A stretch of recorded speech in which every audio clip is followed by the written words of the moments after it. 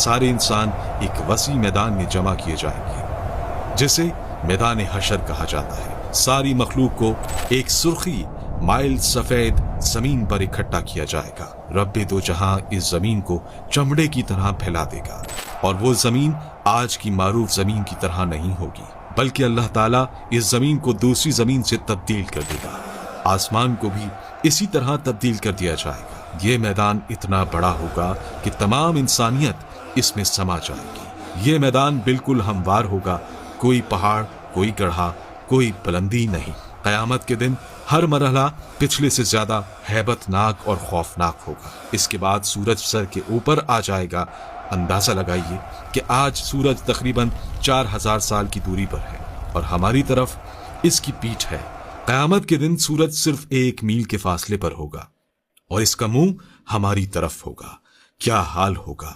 हमारे भेजे गर्मी की शिद्दत से खौल रहे होंगे और इतना पसीना बहेगा कि 70 गज जमीन में जज्ब हो जाएगा। फिर जो पसीना जमीन ना पी सकेगी वो ऊपर की तरफ आएगी। वो पसीना किसी के टखनों तक होगा तो किसी के घुटनों तक पहुंच जाएगा। कोई कमर तक इसमें गर्क होगा तो कोई सीने तक इसमें तैर रहा होगा। कुछ तो ऐसे भी होंगे कि उनके गले तक पहुंच चुका होगा और काफिर के तो मुंह तक चढ़कर लगाम की तरह इसे जकड़ लेगा, जिसमें वो डुबकियां खाएगा।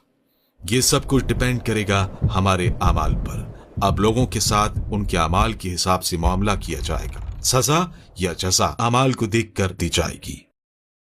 इस दिन किसी चीज का कोई साया नहीं होगा, लेकिन कुछ अहले ईमान ऐसे भी होंगे कि उन्हें अल्लाह रब्बुल इज्जत अपने अर्श के साए में रखेगा। इस गर्मी की हालत में प्यास की क्या कैफियत होगी। हाल ये होगा कि जबानें सूख कर काटा हो जाएंगी। कुछ तो जबानें मुंह से बाहर निकल आएंगी। दिल मुंह को आए होंगे। लोग अपने अपने गुनाहों के मुताबिक अजाब में होंगे। इस दिन कोई किसी का हाल पूछने वाला ना होगा। बड़े मजबूत और गहरे रिश्ते इस दिन अपनी वक़्त खो देंगे। रिश्तेदारियां और ताल्लुकदारियां किसी काम नहीं आएंगी। यहाँ तक कि सगे रिश्तेदार जो दुनिया में एक दूसरे को देखकर जीते थे, इस दिन एक दूसरे से जान छुड़ाएंगे।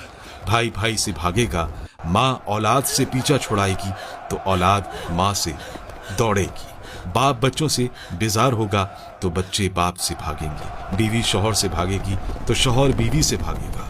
आखिरकार कोई किसी की मदद करने को तैयार ना होगा। हर जान नफसी नफसी पुकारेगी। हर शख्स सिर्फ अपनी ही फिक्र में होगा। किसी दूसरे से इसे कोई सरोकार ना होगा। यह मुसीबतें चल ही रही होंगी कि जहन्नुम को लाया जाएगा।